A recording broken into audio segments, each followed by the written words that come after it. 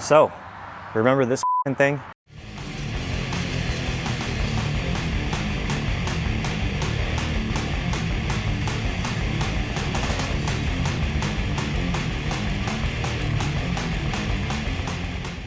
All right, so I am back on the Blazer project today. It's been a year or two, I think. Quick summary to bring you up to speed. This, I've been using it as my winter car and the car to tow a trailer with. And it's been great, except for a few little things, and I'm gonna try to address some of that today. The first problem that has always been an issue is the four-wheel drive not working. The lights on the dash have always been dead. Pushing buttons does nothing. Anyway, I tried the dumbest thing ever and it worked. I checked the fuse box and the fuse was blown for the four-wheel drive. I replaced the fuse and now the four-wheel drive light is on the dash and one of the lights is on the button. So I haven't pushed the button to try to engage it because I assume it'll just blow the fuse again. But at least now I know that the computer part of it's working, and when I put in the transfer case, that should take care of it.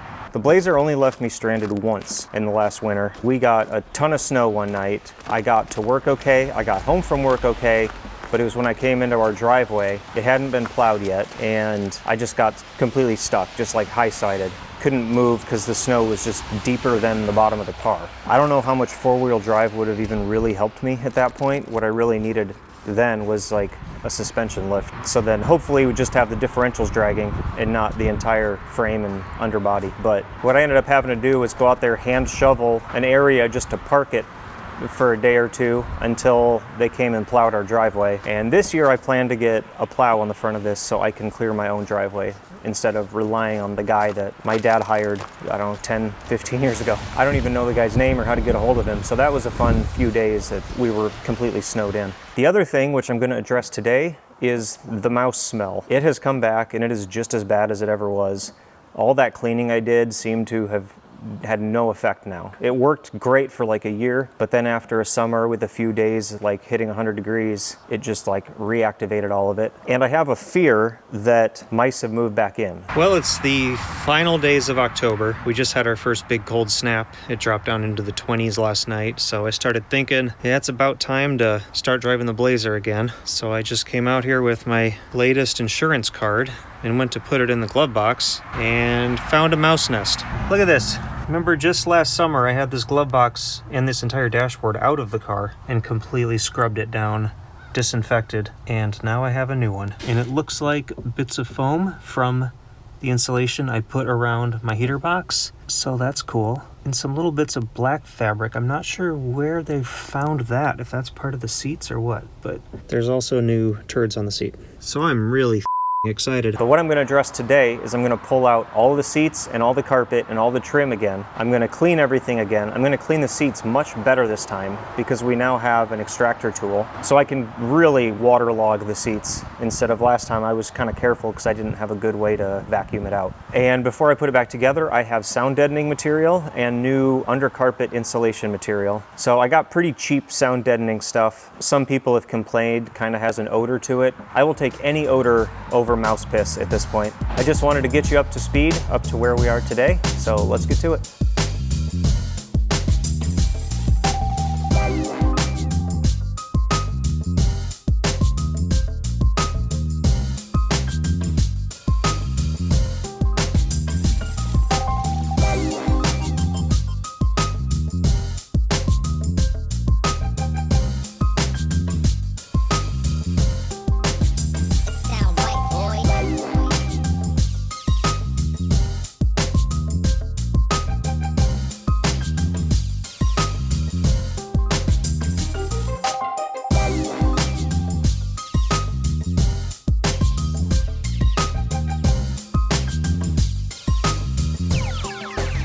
It sound right, boys.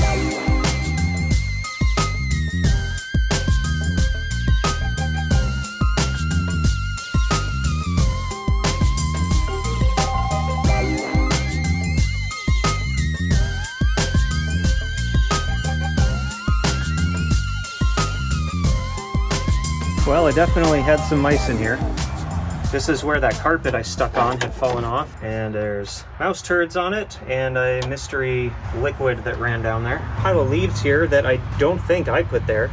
There was definitely a mouse in here at some point. I don't know if there still is. I remember the first time I took this out, after it sat for much of the first summer, I hooked up to the trailer to take stuff to the landfill, stopped at a gas station and saw a mouse running away from my car off into the field. So I'm wondering if that was the mouse, and then driving freaked him out and he jumped ship, and all the stuff I've seen since then was just from that one guy hanging out in here for a month. But oh well, I got all the panels off. I'm gonna pull off the carpet.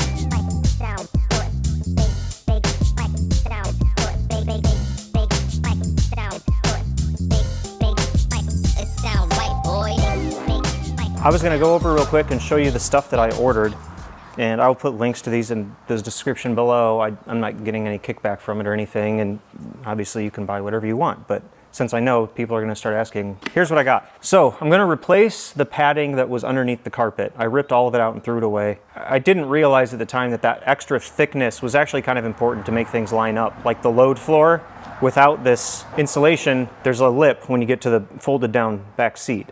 So I wanted to restore that. Plus, I think that probably helps a lot with noise and rattles also. If you take all the carpet and sink it down a ½ inch, things aren't gonna fit nicely. So for that, I got this. This is from Amazon. The brand is Mohawk that makes carpet and flooring and stuff. And this is meant to be placed under an area rug to give it a little bit of cushion. It's really affordable. It's essentially the same stuff the OEMs use, or it's just post-industrial content recycled into this mat. Be careful when you get this, because some of it has a rubber backing, so it is non-slip. You don't need that, and you'd pay extra for it. And then for the sound deadening material, I got this Siles. I researched this stuff for a long time, and it's crazy the wide range of prices. You can spend just over $1 a square foot up to $10 a square foot for a Dynamat. For this car, I don't really care. I just wanted a base layer of something. This is the thinner stuff, I think 50 mil? Yeah, 50 mil, which is 1.3 millimeters thick. And it does have, I believe, an asphalt component to it.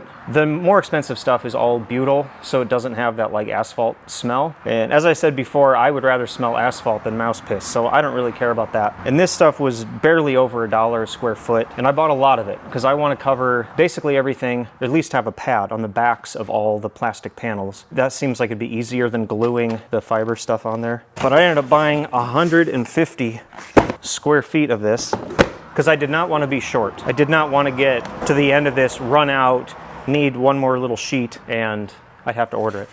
Oh. And Izzy's coming to check everything out. So this is what the sheets look like.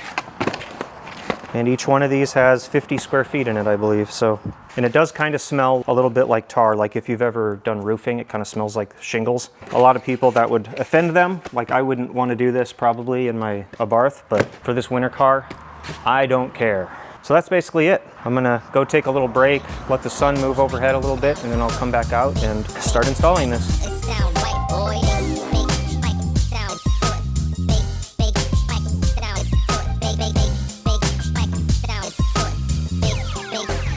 It sound right, boys.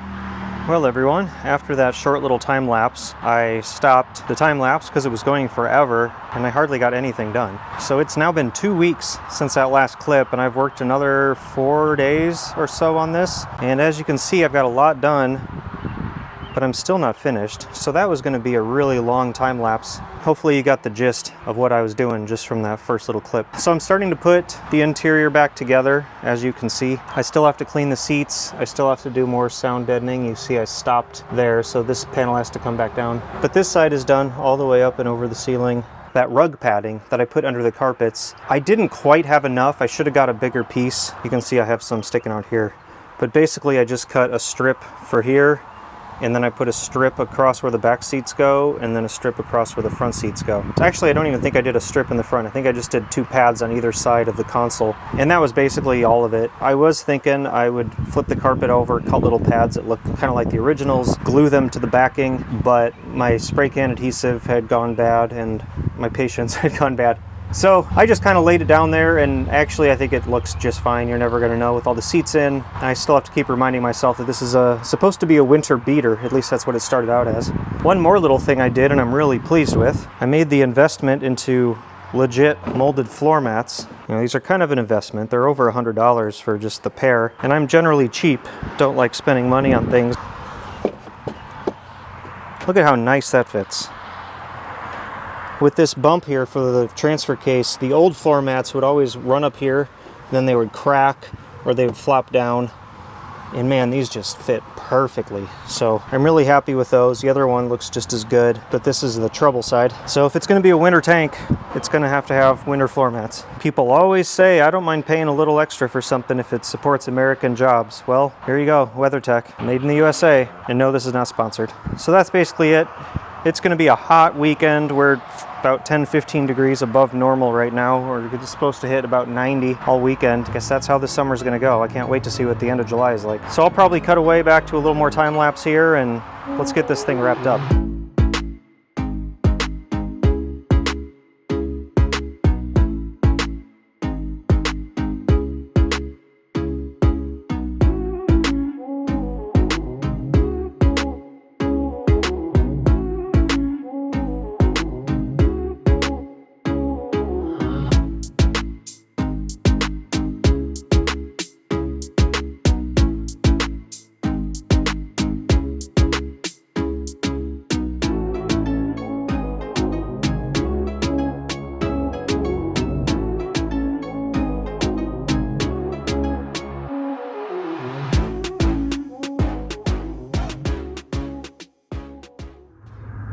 Well, I did not want to stop this video before it was finished, but this is already stretched on for a month. So I'm going to let you know what I have gotten finished and what is going to be in the next video. First thing to talk about is upholstery. I tore the front seats apart and half of the back seats, and I did find one mouse nest, but really not that much that could be causing all the stink. Inside the car, I did find another mouse nest that I missed the first time around. It was up in the ceiling, so I got that cleaned out. So hopefully I'm another step closer to getting the mouse smell out. You can see my seats are completely torn apart.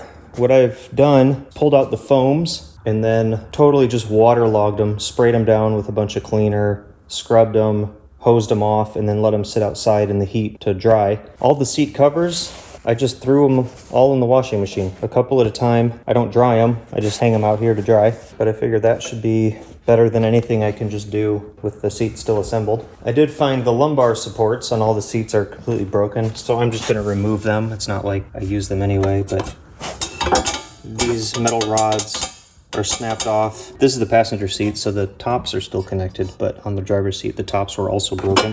And the lumbar support, it's pretty hilarious. I assumed it was gonna be something inflatable, but all it is just this plastic thing, and when you pull the cable, it just bends out, and it just pushes pressure on your back like that. I mean, I guess it's not stupid, because it works, but it's pretty hilarious. I was like, ooh, lumbar support. That was probably a fancy option, and it's like, no, it's a chunk of plastic and a bicycle brake cable. So the lumbar is probably not going back in. And the seat had cardboard in them from the factory. I'm just gonna leave that out. Again, that's probably just another thing to hold smells. It sucks because for the full-size trucks, you can buy the replacement foam. I haven't found anybody that sells the replacement foam for the Blazer S10 bucket seats. So what I'm doing is just swapping the driver and the passenger side foam so that it won't be smushed down.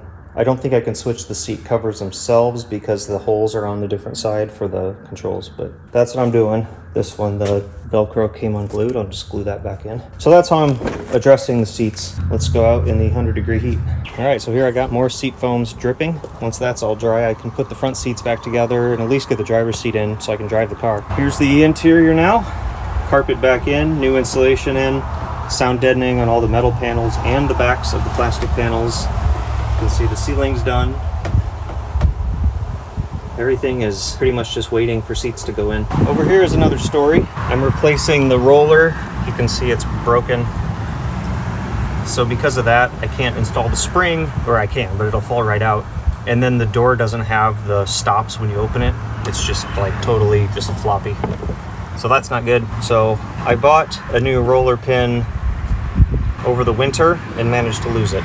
So I just ordered another one and I just got it today. So I'm gonna probably mess around with this a little bit today, probably film it, but that'll be in the next video. And I'm still having a leak, which is annoying. We got 2.5 inches of rain the other day and it's getting on the floor. So I've got this pulled up to dry right now. And I don't know where it's coming from. I suspect this isn't helping any.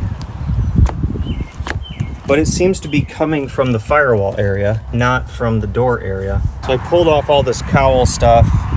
I cleaned all this out, blew it out, and confirmed that water is draining where it's supposed to up here. So I don't think it's coming through here. But it could also be coming around the windshield because I've got seals popping off. I've got cracks everywhere. I want to get a new windshield, but that's expensive and I'm cheap. So I would like to figure out where that water's coming from. But in the meantime, I guess I'm just gonna try not to get rained on.